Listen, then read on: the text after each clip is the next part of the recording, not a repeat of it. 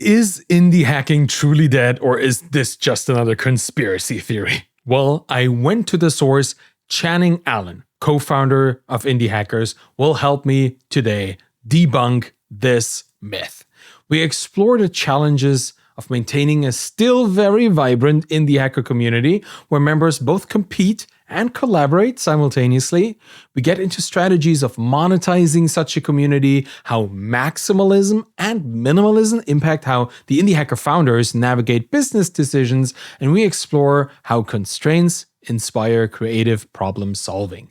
You will learn a lot from someone who's been at the center of the indie entrepreneur world for many, many years. Just like our sponsor today, Acquire.com. More on that later. Now here is Channing. Welcome to the show. A few weeks ago, I talked to Peter Levels on this show too, and he proclaimed that indie hacking is dead. Now you're the co-founder of indiehackers.com, a great community that I think is very much alive still, right? So what's going on with indie hacking? What was the Mark Twain quote? The rumors of my death have been greatly exaggerated. No, I love that because it's the rumor mill. The rumor mill just gets people talking. Peter Levels showed up in my replies on Twitter and was like, "Hey, we're getting good at this UFC style, like pretending to fight just to get people talking," and it's great. I think that I still have yet to listen to the episode. Shame on me, but. Yeah, I think that the idea is that the Indie Hackers community started as this tight community of not that many people. And when you have a small community, it's a lot easier to kind of manage the constraints of how the community defines itself, right? It's easier to police the norms and make sure that you don't have a lot of bullshit, and, like things that might seem scammy or fake or inauthentic. And my read of Peter's point was, it's grown so big, right? The tent has become so big that now you have a lot of people who are on the edges and just say, it's very easy to show up, say on Twitter and say, hey, here's how I'm 17 years old and here's how I've grown this business without any code or any effort to $20,000 a month, right? Just to get eyeballs.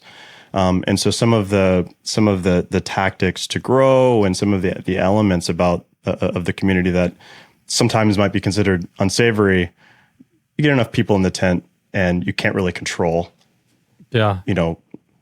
what the community is like. But I think it's a good problem to have, right? The community has gotten so big and so many people are calling themselves indie hackers that, we can't orchestrate, and curate exactly who uses the label and what they say. I mean, it's just a natural process. Does that create any problems for you, like organizing and maintaining the community, the forums, I guess, of indiehackers.com? No, I mean, look, the forum on indiehackers.com since day one is you just have, I wish I had a good analogy of any feed on the internet from the first day of the internet until I'm sure the last day of the internet, unless the AI bots control spam is, it's damage control. Like if anyone can show up, like it's gonna, if it's unfettered, if it's uncurated, it's gonna either be a ghost town or it's gonna be a bit of a cesspool. And so what we do is we have algorithms that make sure that things that the community votes on or the things that typically get seen, there's a lot of stuff that's unsavory beneath the surface. We have human moderators, and still things slip through, right? Still people game the system because everyone in this community is, I think that the good thing about the indie hacker community is also the bad thing. The good thing and the bad thing are that the people that are involved in this tend to be extremely high in initiative. They tend to be extremely intelligent and interesting, but they're also kind of go-getters, right? Yeah.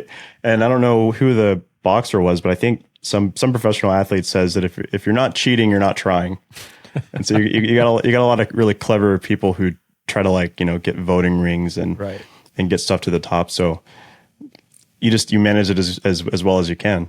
Yeah. I always found this so interesting about the indie hacker community, both the forums and the wider community, that it's both extremely aligned. People all have the same goal. They all want to have a really good lifestyle business. They want to make it, and then they want to live off that and have the life they always wanted.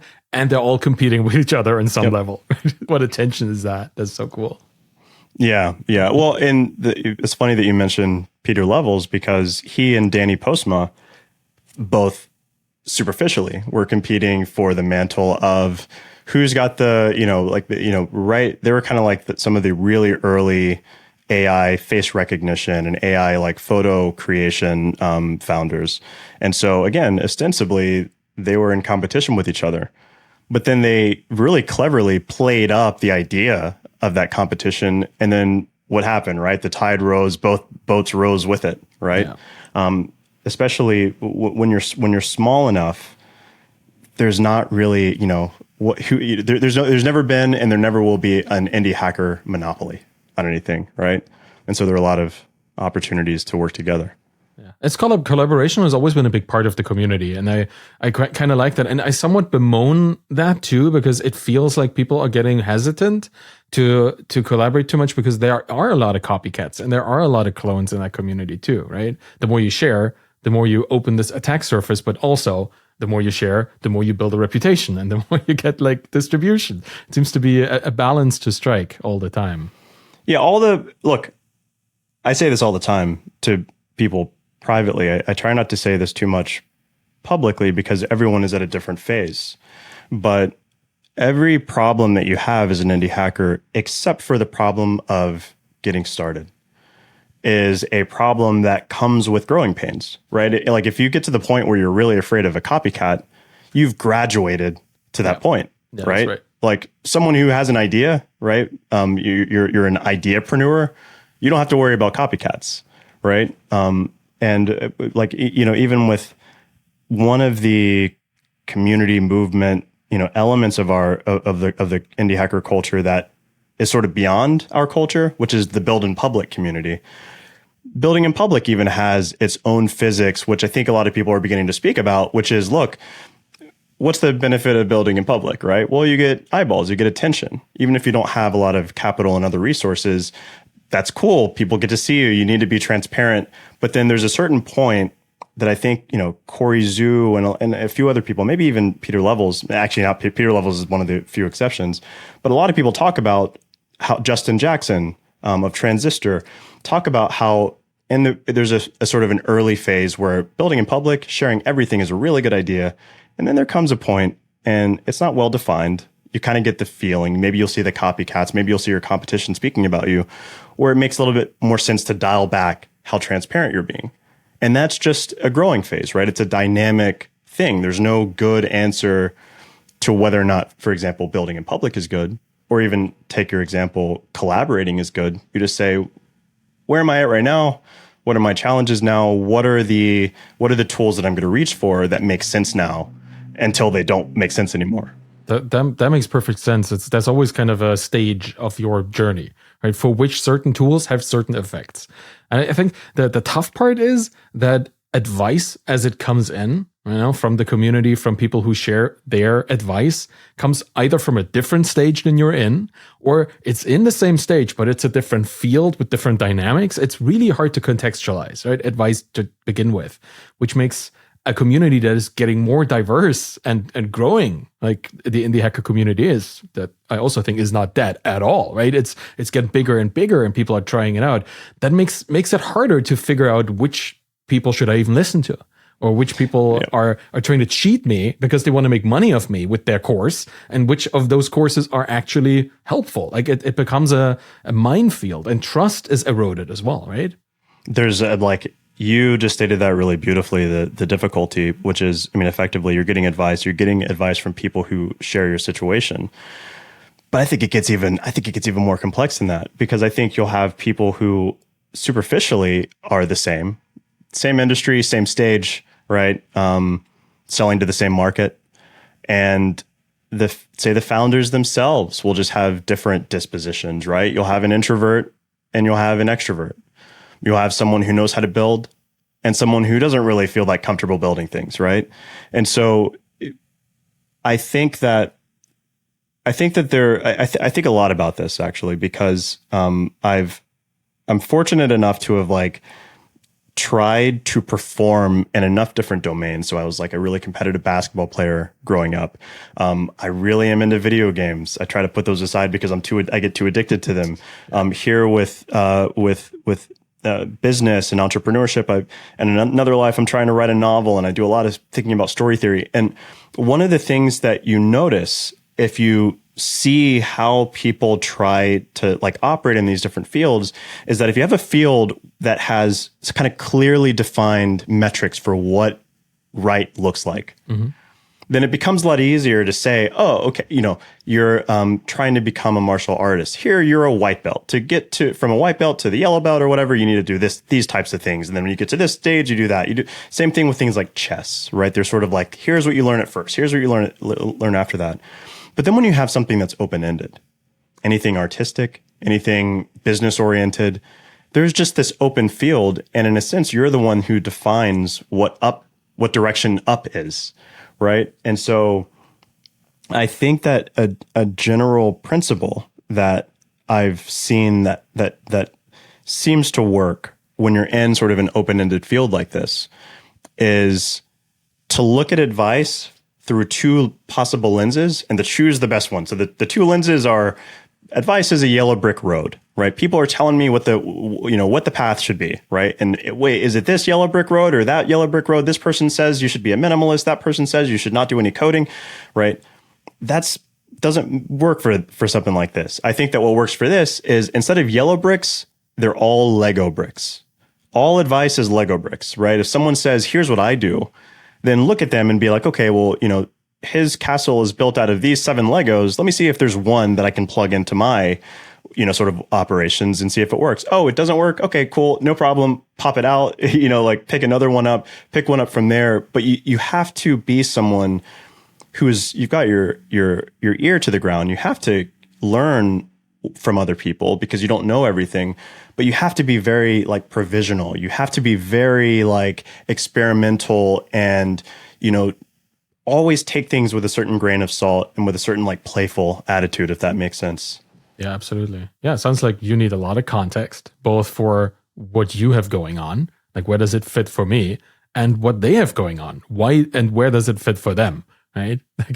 That's often neglected in people giving advice. They kind of they isolate the advice from the context in which either they came up with it or they understand it, or even from where they look at it now, and that makes it unusable in many ways.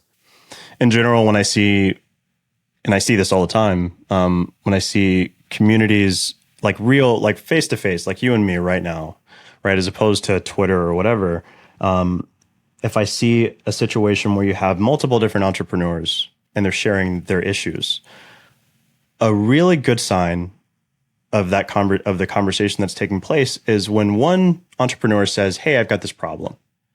When the other person, even if let's suppose that they identify the problem, they're like, "Oh, I had that problem. I did, X, Y, and Z, and it was easy." Instead of jumping in and saying, "Here's what you should do. Here's what I did," or saying anything that's a statement or an assertion, they constrain themselves to first asking a question. Like okay, you're having a problem. Say, what is it that you're trying to achieve? Why is that the problem?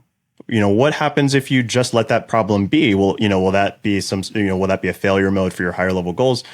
And very often it's what you just mentioned. We're all coming from different places. This is a situation where very frequently you'll be like, I thought I had the solution, but that was because, that solution was a ladder that was leaning against a wall that I was climbing, but they're trying to climb an entirely different wall. Yeah. So, I think being a lot more patient and in a sense, inhibiting that impulse, right, to make a decision for people makes for much healthier, more useful conversations. And relationships. Honestly, and relationships, I learned this, like how to communicate well and how to communicate kind of, I wouldn't even call it defensively, but like cautiously, like without pushing and just allowing the other person to pull. that has been helping me in my personal relationship in life beyond business, right? Just romantic or all other kinds. It's really useful to be a good listener. That is generally good advice, right? Yeah. Don't need to contextualize that much. Like listening and taking in, mirroring back, and giving people the opportunity to find themselves in what you heard. That tends to create better opportunities and better results than other things. It's funny because that exact thing is lacking so much in such a both context and size reduced kind of communication such as Twitter. Right? Twitter is like used to be 180 characters or 140, or now it's 280. That's and long threads or whatever, but people still try to condense as much as they can into as short a tweet because they rank better, they perform better, right? You have that stuff that loses all context and it loses all just opportunity for reflection as well. Yeah, it's really unfortunate. It's one of the reasons why I don't follow anyone on Twitter. Like I don't like Twitter. I don't like what it does to my brain. I am active on Twitter, especially these days. I mean, probably more over the last 4 or 5 weeks, because that just is the place in our media company flywheel for indie hackers where like that's the best decision for the business. But I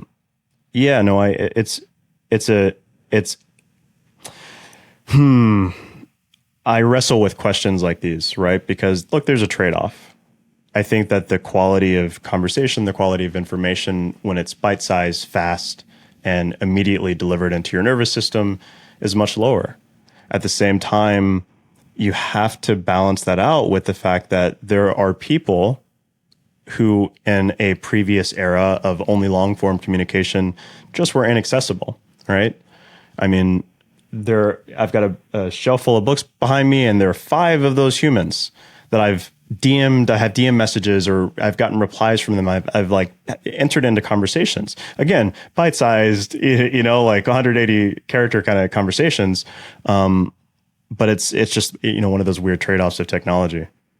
That's an interesting point. Accessibility has a cost, and that cost is some kind of reduction, right? Reduction of intensity. I was thinking a lot about this because you mentioned Corey Zhu earlier, and he today, which is a couple weeks in the past for people listening at this point, talked a lot about authenticity and being online, right? Being on Twitter, being authentic, and what that means in a world of, just to outcry and polarization and the attention economy. That was the conversation that he wanted to instigate and did on Hacker News of all places. That was an interesting place to read the comments.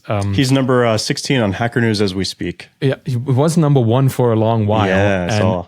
That, funny enough, is exactly the attention economy in which this conversation takes place. There's a lot of meta layering happening here, and I was thinking about this too because, like, with a sizable audience that I personally have, and that I see a lot of founders looking for, they want to build that audience for reach, for distribution, for sharing what they have, what they sell, what they know, right? With that comes a lot of parasocial relationships, I guess, like hours before we actually got to talk, right? Both on this show and on your podcast back in the day, a couple of years ago at this point.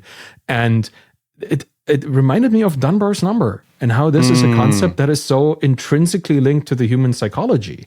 Like we cannot deal with more than 120 or some meaningfully deep relationships. How can we even be authentic beyond that? Do you look at this like for your own community that you're building? Do you have any kind of way that you push people towards more authentic behavior, or how do you do with that? I have like a, let's say, society-wide thought on this, and then I have an indie hacker specific way that I think about it, and there's like a fractal self-similarity to them, so that it's just the big and the small, but the same thing, which is that I think when you have, and this is all throughout the history of like economic history, the history of innovation, what you do is over time, and with things like Twitter, you just have much bigger, sort of tools for connectivity. It's, communication is easier, communication is faster, you can reach more people, but you do it in a more superficial way. And you can actually turn those lemons into lemonade if you are extremely highly intentional.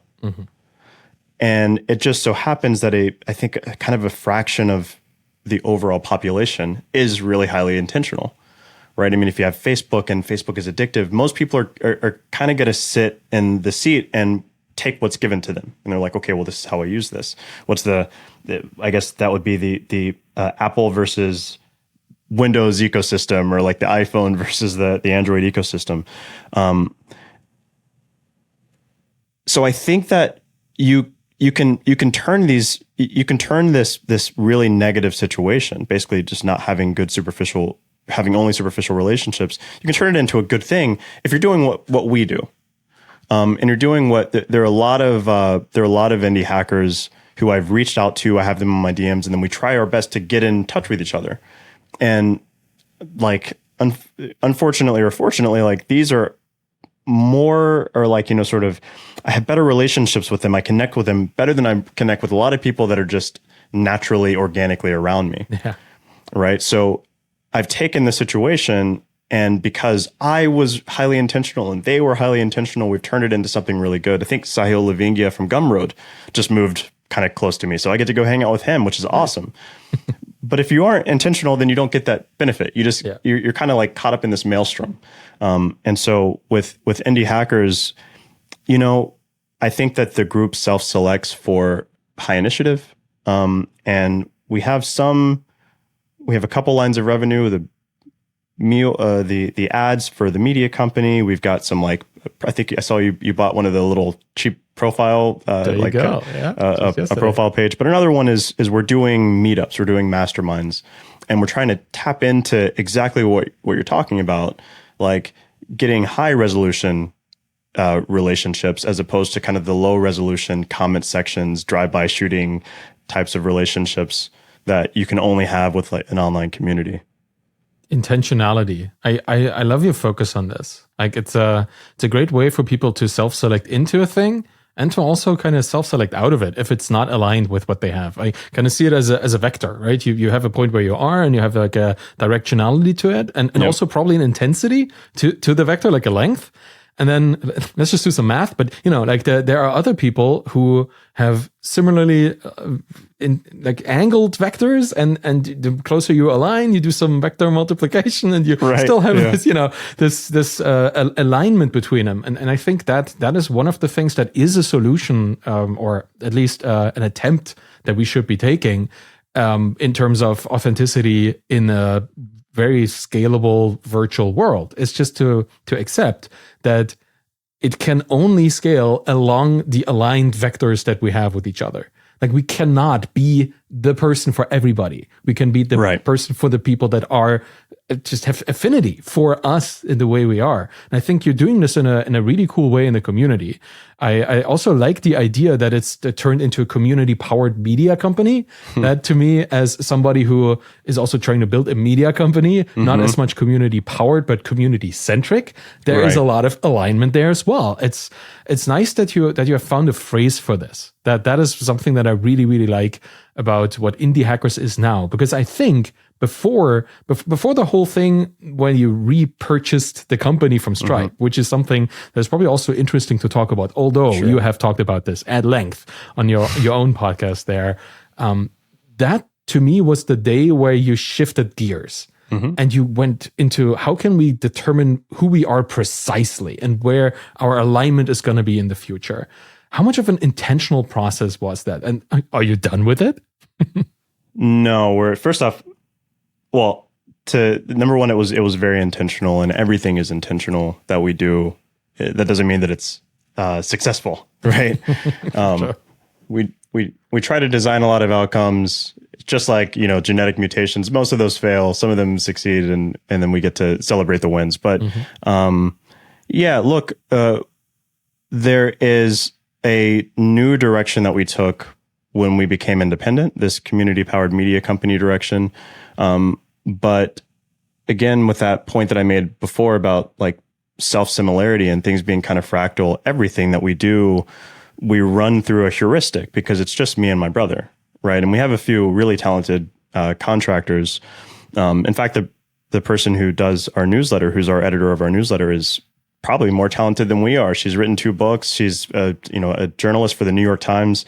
But we're still significantly like under-resourced to manage the kinds of communications and informational volume that goes through the indie hackers ecosystem, right? So look, we're 7 years old. I think for 6 years, every decision we make about features, we ask ourselves, okay, like, what do we want to do?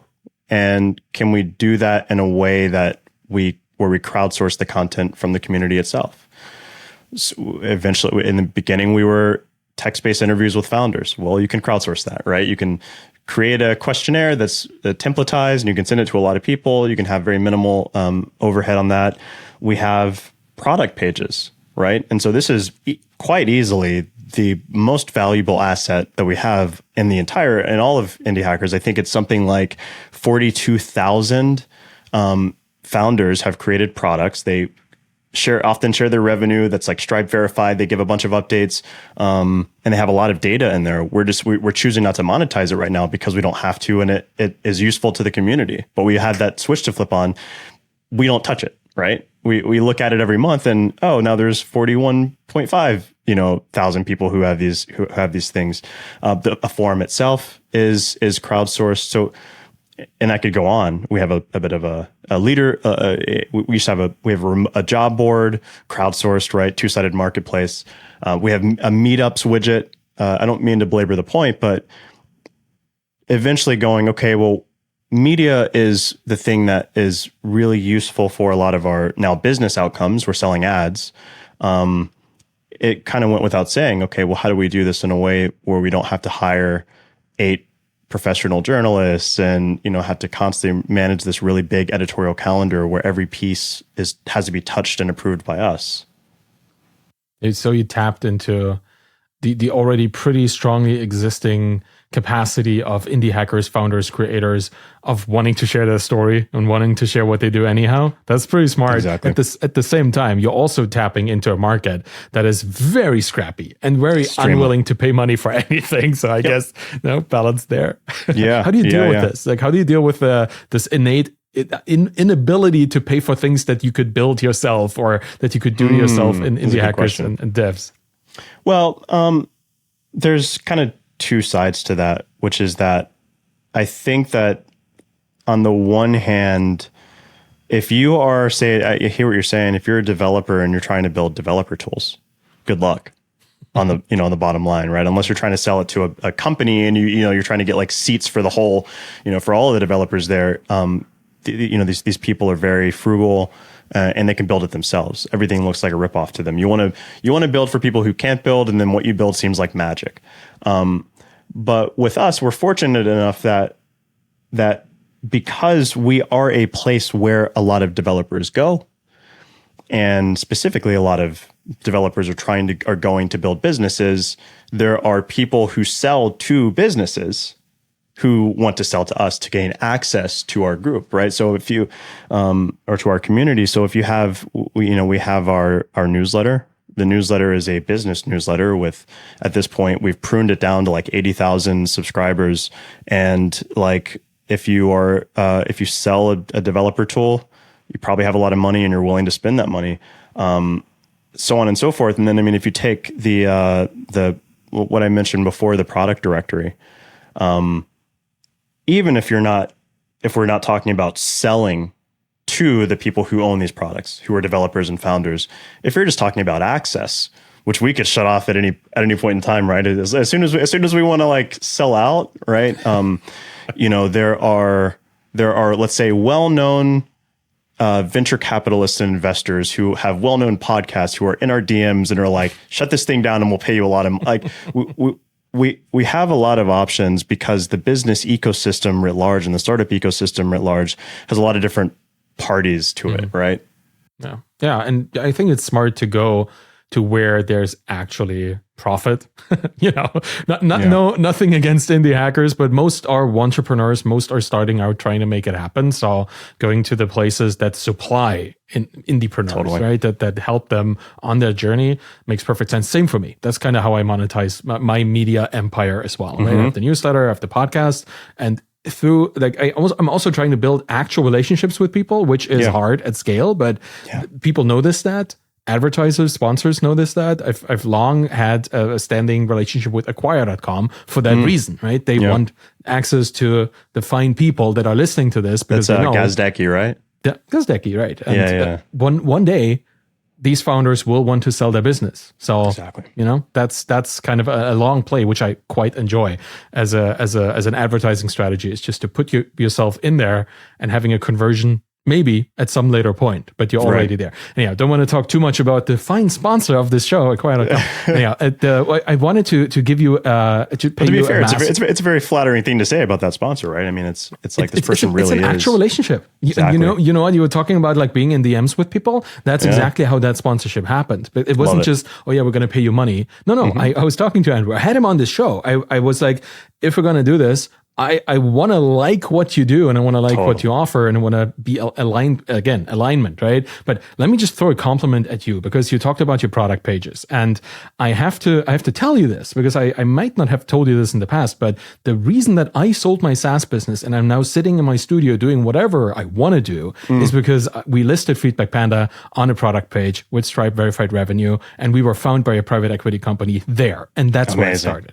That's where our sales started in this feature that you still have and still don't monetize. So just saying that is, you're creating so much opportunity here for free, which is wonderful. I mean, we have the amount of companies that scrape that thing. I get DMs every like month or so who's like, from someone that's like, hey, there's this company over here that's like monetizing like their own database that just scrapes your database. Like, do you want that to happen? And we're like, hey, listen, we could try to stop them, but we really like, we have to turn off the faucet. Yeah. And like, it's just, Merry Christmas every day to everyone who for the time being is making a living off of that thing. But that's what I really enjoy because it shows you have like an abundance mindset that is still kind of constrained by, the capitalist endeavor to monetize, but you see it as more, at least that's what I think. Correct me if I'm wrong, but as an opportunity surface enlarger and not just a way to make like $20 a month from somebody, right? That's exactly it. I'm going to steal a quote from Rupert Murdoch. I just read a biography on him, and he's got like sort of the family dynasty, and they've been around for a long time. And they, with the benefit of kind of keeping it in the family, one of the things that they can be assured about is that they don't have to go the way that a lot of corporations do from quarter to quarter, trying to like reach for earnings and make short-term bad decisions that just juice their numbers. And the quote is, he's like, we're not in it for dollars, we're in it for decades. And I think that it's a it's a nice bumper sticker. And a lot of people would say it if they could, but they can't. But we can, right? We aren't necessarily financially hurting, and so we get to say, okay, right? Let's just take for granted that we're going to be around for the next 5 years. Let's take for granted that we're going to be around for the next 15 years.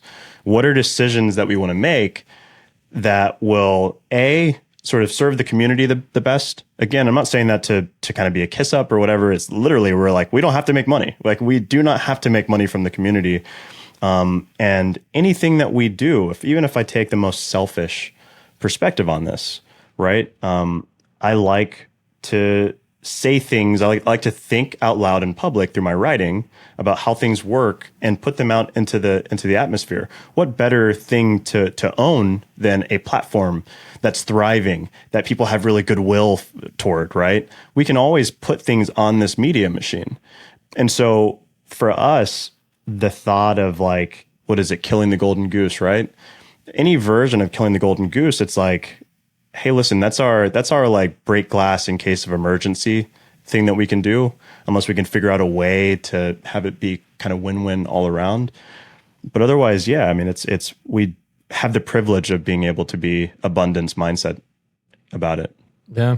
And I can feel this. I think it's very notable, both from your work, but also just from how the community approaches their work. It's kind of this infinite game thinking, right? The idea that that's a game you can only win by keeping playing that game. And it feels that you're of the same mind. You had a wonderful thing you just recently said. And I kind of want to quote you on this, because you said long-term optimism for difficult projects is made out of short-term pessimism. That I found very interesting, because it's also like a long-term vision, that's bright and open, and a very, let's just calculated look at the present. Can you explain to me, first off, why you think so, and also where does it come from? What's the actual thing that triggered this for you? Well, I think what triggered it is, first off, reality. I mean, if you do a project, many people that do projects that are of a sufficient amount of difficulty know what's that? There's like some eponymous law that time expands to fill the time that you Parkinson's law. There's Parkinson's law. Then there's what's the one that's like, if something can go wrong, it will, right? Don't know that one. And these are I think it's Murphy's law. These are all ideas. Like if you build things, you just realize what we said before, which is that you can design some outcome. You can lay out your mental yellow brick road in advance. Like, shit's going to hit the fan. Something unexpected is going to happen. Sometimes it's a happy windfall. Sometimes good things happen. But if you do it enough, you just realize, like, essentially, if you internalize that right up front, and you're like, everything's going to go wrong, and then you operate accordingly, you often are going to front load whatever work you have. And if you do that enough at the small scale, you're going to have compounding wins, like just a higher percentage of compounding wins, and you'll be able to be successful in the long term. And so, I mean, to be a little bit more concrete about this, look, every single day I have a plan. There's 7 things that I want to do, right? And those are kind of cross discipline, right? There's some stuff I want to do for indie hackers. Have a great conversation with Arvid today. There's stuff I want to work out. I want to work on my novel. I want to have a good date with my girlfriend tonight. There's a lot of stuff. That's all. With every new thing I add, there's complexity, and there's a chance that things aren't going to go right. And I've just learned that if I want to make those things happen, it's useful if I wake up and I'm like, everything is going to go wrong, right? I need to front load. I need to be really pessimistic about the day, and then the way that I kind of execute throughout the day, a little bit anxious, a little bit pessimistic seeming to someone on the outside, is going to mean that when something unexpected happens and a wrinkle gets thrown into my plan, I'm 2 hours ahead, right? Yeah. Or I've already knocked the thing out that was hard, or I've already eaten the frog, so to speak. Mm-hmm. You know what? I'm trying to internally, because that's how my mind works, rephrase it into something positive. I wonder if you could just say, well, you're leaving room to be pleasantly surprised by almost everything. Sure. It's kind of how that sounds like to me. I think a certain level of just realism that is like pessimism, cautiously applied in terms of these things makes a lot of sense to me, particularly as we both are in creative roles, right? Like entrepreneurship or media stuff, like all of that is essentially being a creator or creative. So there's the wrenches and stuff, the sabots that get thrown into the gears, right? All that stuff is present every single day. I kind of like that. I like that as a mindset, because what it does in effect is to prepare you for micro failures, right? It prepares you for the little setbacks that you always get. And it's just, okay, yeah, sure. I thought that might happen, and now it did. Let's do something else. I think that's exactly. a great approach. And what I would say is, we're talking about intentionality. I'm happy to share some details, but I find that getting into some of the weeds of like how individual people operate often is harder to communicate verbally. But I mean, I'm fairly like systematic about this. So for me, it's not just saying like, short-term pessimism. It's not like a sort of I say it in the morning and it's like kind of my little affirmation, and then then I just go off into my day and forget it immediately. Like when I'm doing my plan at the beginning of the day, like I have a thing that's like, account for this. Like it will say it, and I need to like actually stop. It's like a speed bump and a bit of a reality check. And I'm like, how am I going concretely? What am I, what's the hardest thing or the most uncomfortable thing in this list of like 7 tasks? And like sort of implementing that principle is like, okay, well, I'm going to do this now. Well, I don't really feel like it. Yeah, but I'm not going to feel like it at noon either, right? And what I do is I try to do this in a way that scales up. So I will plan my day. The plan for my day is drawn from my plan for my week. My plan for my week is drawn from my plan for my month and my quarter. And then I don't go any higher than that because I can't see into the future. And for every layer of planning, of multi-scale planning, I do the exact same thing. I say, when everything goes exactly upside down from the way that I expect it to, how am I going to have proceeded through this week in a way where I still get to the end and I'm like, I won that week. Wow. Does that ever like exhaust you? Like, it sounds like a lot of internal mini fear setting exercises that you do all the time. Like, I would assume that there are people who just couldn't handle this. So I wonder, Totally. Does it drain you?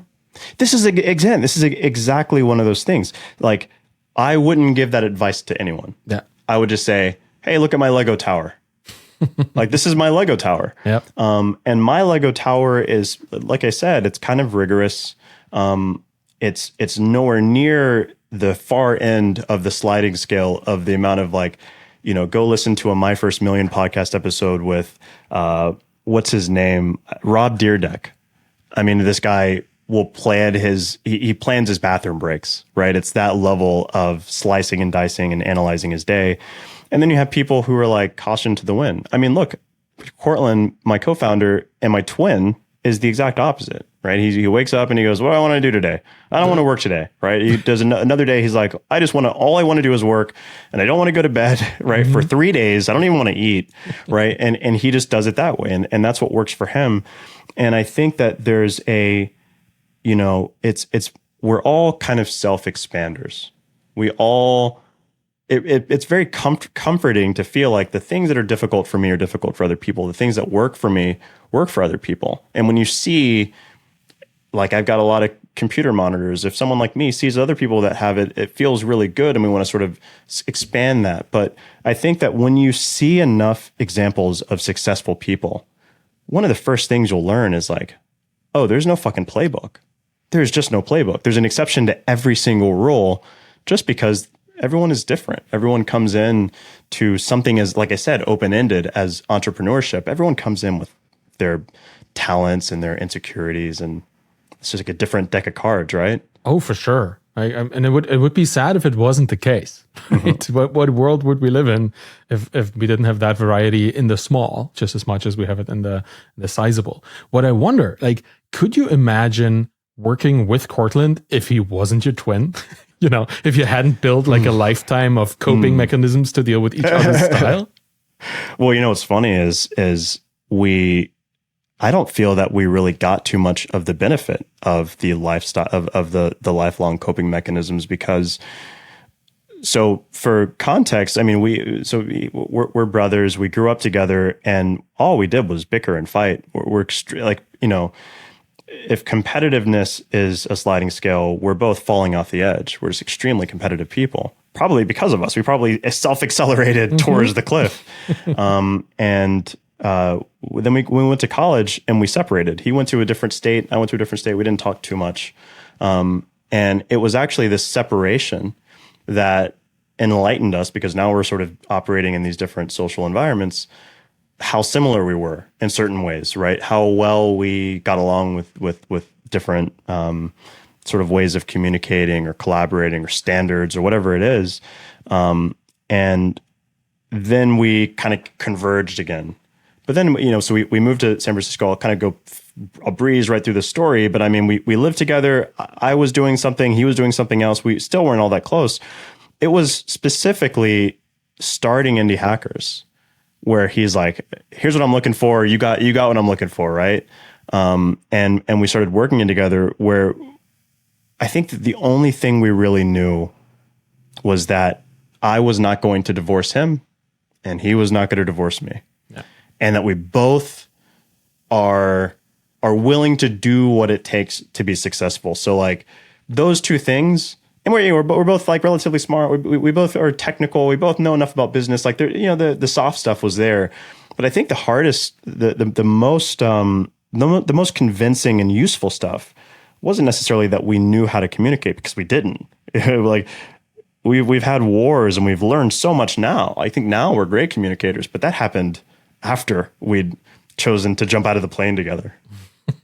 You're making a pretty good case for going into business with family, something that people most of the time do not suggest. But and it sounds like you, I love this. The mutual non-divorce agreement that you have going on. Yep. In many ways, you can't. Like there's this bond between you guys that just is irreparable, right? You can't take it out.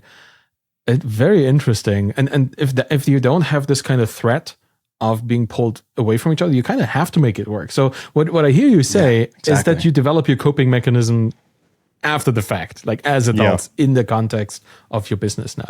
There's a thing you touched on that is a very big topic in the space that I'm obsessed with, complex systems, which is that very often when we have a challenge and we want to address that challenge, particularly in the West, we think about everything as like billiard balls. Like how will I knock into some other physical object to make it work? And one of the things that you don't see are constraints. So in other words, like what are the possible options that are even available to me? And in a sense, what we had wasn't an ability to knock into each other, like, me set him straight when he's sort of fucking up, or if we're having an argument, we just know that we had the tactics or the tools. What we had was like straitjackets where we're like, well, here it is, it's you and me. Like we've got this, almost irresolvable conflict where I think we should go right with the company and you think we should go left. But I guess we're both sort of trapped in the car, and then we eventually work it out and we learn things along the way. And it's like, again, it's a constraint where almost certainly, I mean, I can say this, I feel pretty confident about it, especially kind of early on. If we didn't have this constraint, things would have gotten kind of hard, and it would have been really tasty to just be like, look, it's just, this doesn't work, right? You do this, you like doing it this way, I like doing it that way. Neither of us wants to give in. And it's maybe easier to just be like, you take this part and I'll take that part, and we just walk away. But we just didn't have that option, and then we evolved, and then now we don't need the option. Right. Do you still have constraints though, in your current state of the business? I don't think that there is such a thing as not having constraints. I think that everyone has them, even if you don't see them. Mm-hmm. Certain people, they're your friends. They are constraints that are invisible to you, so on and so forth. But I think that we don't have the same level of like intentionality about the constraints. I think that we just like when you try to create a new habit, at first it's conscious, and then increasingly it becomes this thing that's a matter of automaticity. I think that with us, we kind of, if there's a trigger of some kind of a problem, we both kind of know like what the protocol is. That's an interesting one. To me, constraints come like from my personal experience as a developer. It reminds me very much of design systems, right? That are adaptive to the view that you take on it. That's what a constraint defines, and the content of the thing you do forms itself into the constraints that you define. So I guess the question would be, if you are not consciously aware of your constraints, how can you become more aware of them? What is your approach for that? Well, I think the only real approach is it's almost like I would take a step back and I would use like a meta constraint in that sense, or like, have a meta design, which is that when you run into problems, what I literally do is I have a way of thinking about the world that is based on, I think, the best design thinking. So have you read The Design of Everyday Things by Don? So I'm this guy is like one of my heroes. By the way, he's like 90. He's like in his 90s, and he's still writing op-eds and thinking about design. But in any case, one of the big points of emphasis on his book, which was like, smash hit, and by the way, was before it was called The Design of Everyday Things about design, it was called The Psychology of Everyday Things. Because what he's talking about is he's talking about designing human systems for people to operate amongst themselves.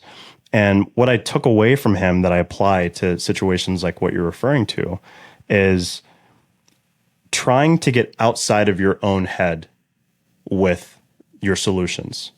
And so with me, and I largely took this from him, I think about every problem that I want to solve as having what I call the 5 T's. And this is like sort of extra mental resources that I tap into. One of them is like, what are the techniques that I might be able to like implement in this situation? Again, that's like a billiard ball knocking into another one. If that doesn't work, what are the tools? What are the tools outside of myself, right? And even a book might be a tool. So like if we're having a relationship issue, my brother and I, my girlfriend and I, a friend and myself, I have in my head ideas, but like maybe I should like consult something outside of my head. The other T is territory, like constraints, like what changes can I make to my surroundings, to my environment. Teams and teachers. So those 3 things, I mean, typically if I have a problem and I don't know how to march around it, I'll just kind of go down, right? Again, techniques, tools, territorial constraints, teams and teachers. And this is like a creative constraint in itself, right? To think like, what am I missing? What am I not picking up? That sounds like you're just externalizing, or not just, you are externalizing the perspective from which to then try to look back at what you're doing in those many different ways, through people, through ideas, through teachings, through tools. I like this. I'm a big fan of that, because it, like zooming out, zooming back in, probably the best thing you can do in many ways. But you need the space, right? You need the space to be comfortable zooming out. And reminds me of something you said when we talked about maximalism. To me, that is allowing space for multiple things and not just minimalism, like a very pointy perspective that is just in one particular kind of specific space. So I really enjoyed when you shared like that picture of your desk in front of which is sitting right now, because it reminds me very much of what I'm sitting in front of. Like you don't want to see the other side of this. That's what I'm trying to say, right? And I found myself in your description of this, like in maximizing opportunity, maximizing, I guess that's the word, maximizing just the potential of things instead of limiting yourself to certain things. That sounds like your 5 T's belong into that category. Exactly. As well. Yeah. Well, the 5 T, look, everyone has a different approach to life. And I think that your approach is like the input. And then the only thing anyone else can really measure, or even you can measure, is like, what is your corn? What does that grow? What is the yield of that thing? And I think that with me, so I said this thing that I'm a maximalist, and I'm kind of countering what I think is the fad, is the culture now, which is being a minimalist. But like secret, I'm neither. What I am is I just look at, again, I'm a Lego brick builder, right? I take the Lego, I plug it in, and I see what works. And what I think I've seen specifically when it comes to this is when it comes to like, how. So in my case, for anyone who hasn't seen, and I don't recommend that you go and try to find it, but I have like 3 different screens. I have 2 computers and a big display, and then I have often like an iPad. I have a lot of different screens that I use at my normal desk that I sit at every day, because this has worked for me. And so in that sense, I'm a maximalist. I also use a lot of different software. I'm a really big fan of Notion. Notion is a bit controversial because people who like simple things don't like Notion. It's got all these building blocks, and it's got databases, and it's got all these things that people can be overwhelmed by. And so in these senses, I'm a maximalist. But then there are other senses where I'm a total minimalist. I mean, I very rarely will post on social media. That's a deliberate decision. I'm fairly disciplined. I'm fairly strict. So, I mean, and this is true, my favorite app of all of the apps that are out there is one called Freedom. And Freedom is just a website blocker. And it's like operating system wide. And at like a regular schedule throughout the day, this thing is shutting off my access from the internet, and I have no choice but to like get off my ass and go to my gym and work out, go walk outside, right? Go talk to a person, go touch grass or whatever it is. And so if it would be hard for someone to come in and like archetype me, right? To reduce me to a thing. And it's like, well, what's the decision rule that I go by?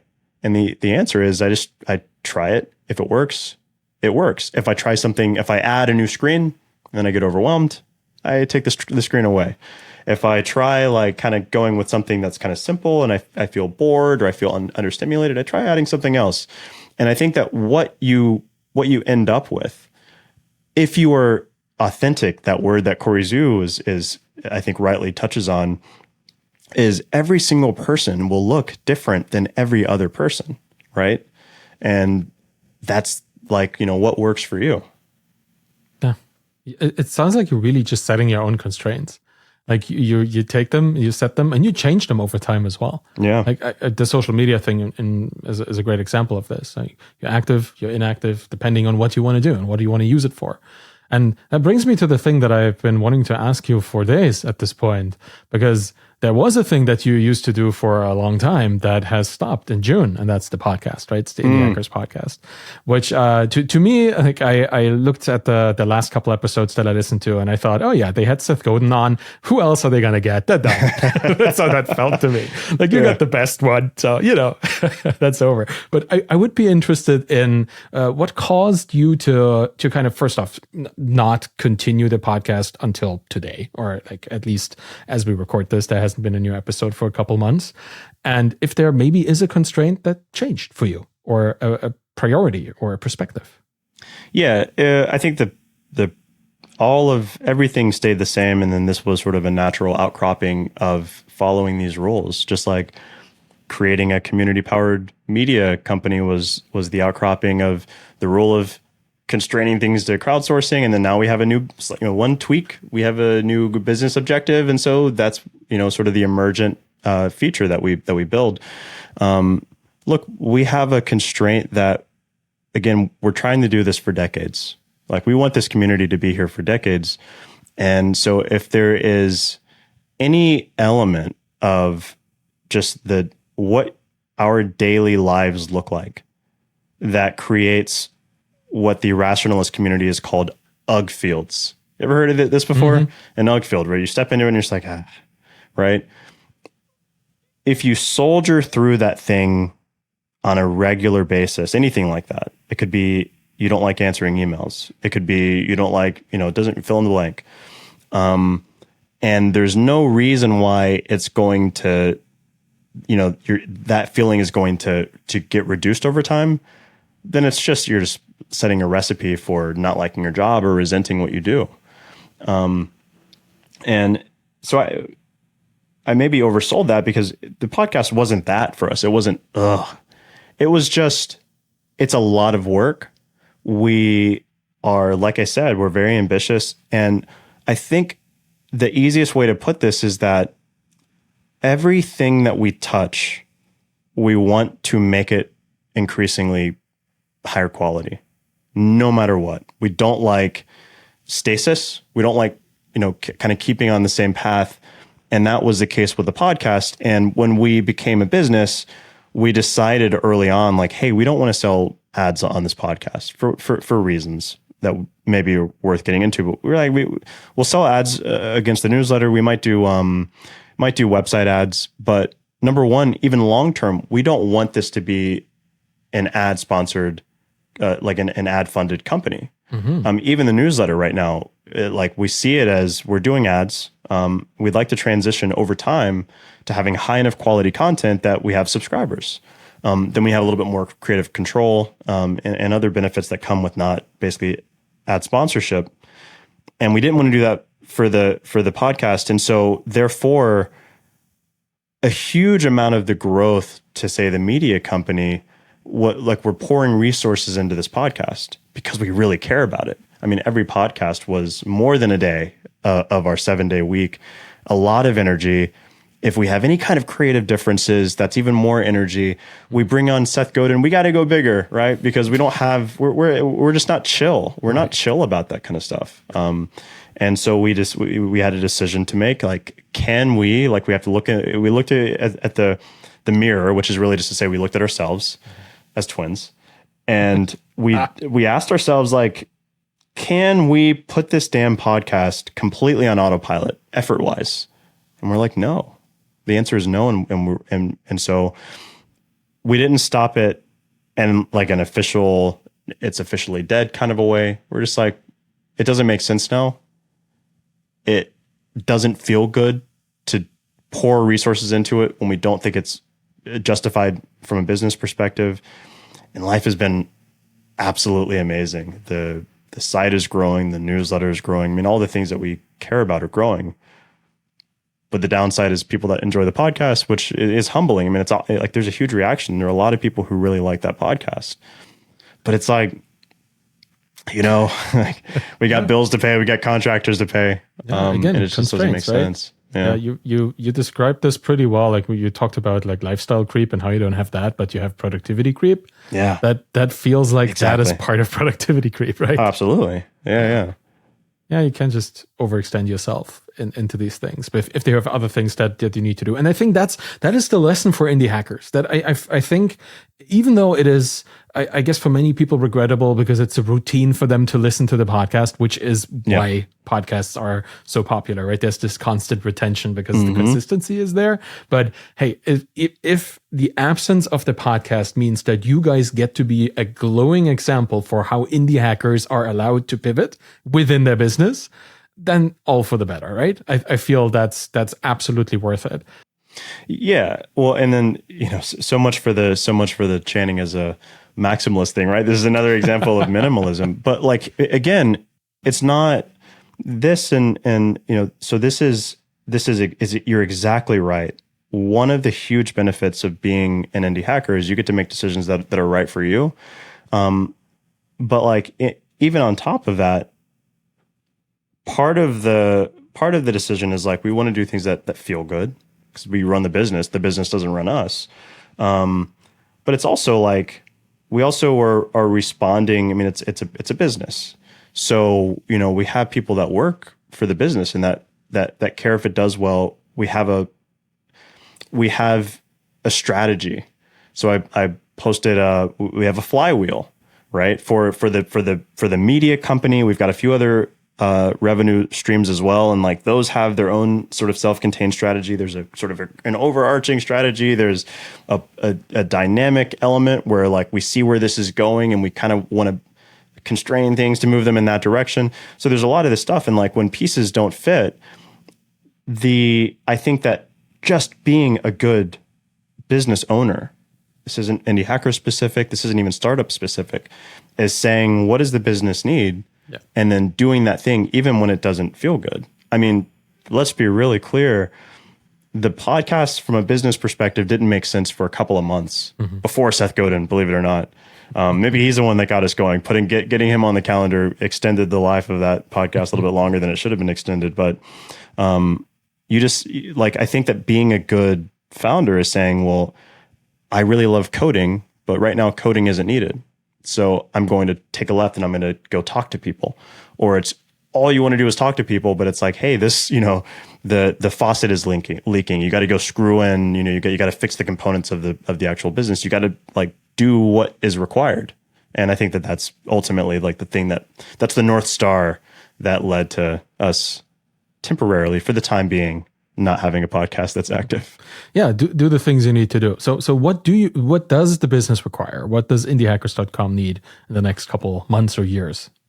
Need is a strong word. Indie Hackers is going to be fine. How would we like to have it grow, and what are some of the challenges?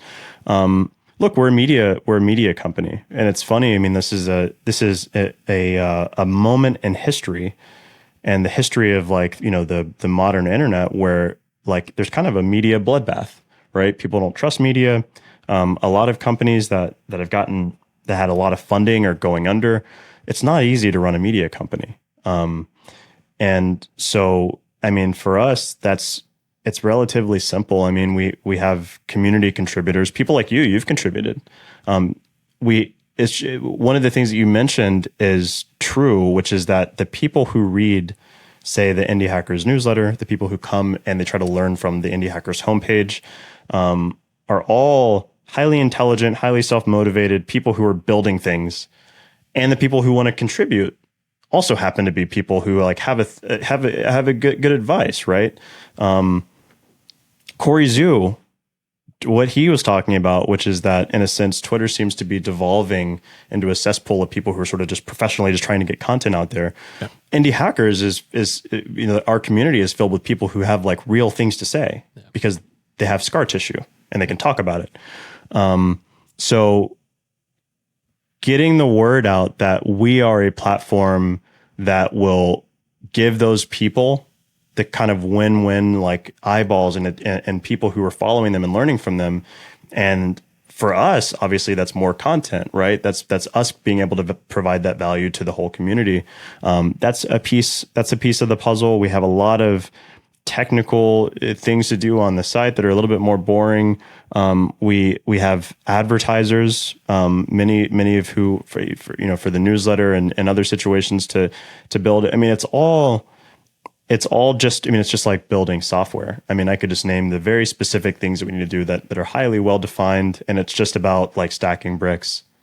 Yeah, Lego bricks, right? Always more Lego. Well, Thank you for sharing this. And thank you for also sharing many of these things in public. I think you do a lot on Twitter now, which is really cool. For somebody who doesn't use Twitter, you're using Twitter pretty well, in sharing the flywheel, for example, to just get the insight as a founder, as a media business person myself. Let me just selfishly say this into your thinking and your planning, which compared to mine, I'm kind of more like Cortland in that way. I wake up and whatever, right? So it's nice to see somebody who actually has thought about stuff and crystallized it into a shape to then share it. I really appreciate that. And what I feel in what you just said about the future of indie hackers is that you're striving to go for alignment over everything else. Right, you're not looking for the shortcuts. You're not looking for the massive scam-based sponsor revenue kind of thing. That's not where you're at. You want to build the place where people can trust other people. Really appreciate that. Yeah. No, thank you. When I think about, I mean, this is again going back to Corey Zhu, but I've thought a lot about this, and I've had conversations with a lot of people that are kind of like private rant conversations, right? About I mean, it's kind of no secret that it's sort of easy these days, for example, on Twitter, to have a bit of a formula to the way that you craft a tweet, right? We have this term of thread boys, right? Like there seems to be a sort of a path that you can take, and a way that it sort of just hit me. I think I was taking a shower and I was like looking at the water going down a drain, and I thought to myself that almost like the shape of a lot of people who are only, say, on Twitter to gain more Twitter followers, to get more engagements on Twitter, they start to sound a lot like each other, and they don't produce new things or new styles. Yeah. And it almost like the collective shape of their content on the internet is like a drain. It's like a whirlpool, and it goes into itself. And what I think you want is the opposite shape. You want people to go out into the world away from this body of water and learn things, get scar tissue, and then come back and then drop that wisdom into the pool, and then it will be a ripple that goes outward, right? It'll be new to everyone, and then it will sort of what we say about indie hackers being dead, right? Indie hackers, if it goes sufficiently mainstream, it's no longer this isolated, unique thing. It kind of just dissipates and becomes part of the texture of things. In a sense, I love the idea of Twitter and posting there, but if I write stuff, I feel this urge to try to make it ripple content as opposed to whirlpool content.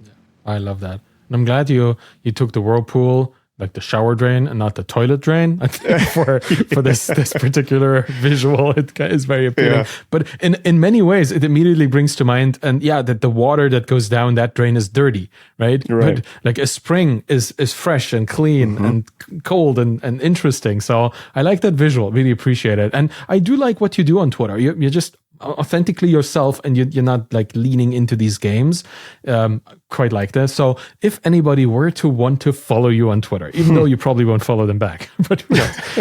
Maybe we'll see. So by the way, I got a it wasn't a nasty DM, but it was like a kind of a hurt DM from someone whose star power is much bigger than mine. And they're like, "Hey, I follow you. What the fuck?" This seems kind of arrogant. And I'm like, no. you're on my list. So I have Twitter lists of people that I follow. Oh, sure. And I almost like want to like publish this list and be like, hey, look, I'm following tons of people. But again, it's for me, it's a 100% goes back to intentionality. Yeah. Like I don't want to open Twitter and then for Twitter to tell me who I need to like see. Yeah, that's right. I'm very easily distracted, and it's hard for me to like to choose not to see it. So I like to have those situations where I'm like, okay, I'm now going to look at the list. Now I'm going to, and you're on that list. I should say, I feel obligated to say it's Channing, true. I didn't mean to put you on the spot with this. Of course you have a list. Like otherwise, how would you interact with people on Twitter, right? But, and that's the thing. That's one of the big problems that Twitter has, just in the UI even. If they could show how many people you follow through lists, then you would see probably thousands of people in your account. And Peter Levels too, right? He follows a couple, and he used to follow 0. Same deal. Like he was still interacting with the community. Totally. So you might not follow them, but even better, on a list, at least you're going to be read. So right. It makes a difference. So if people want to get onto those lists, where should they go?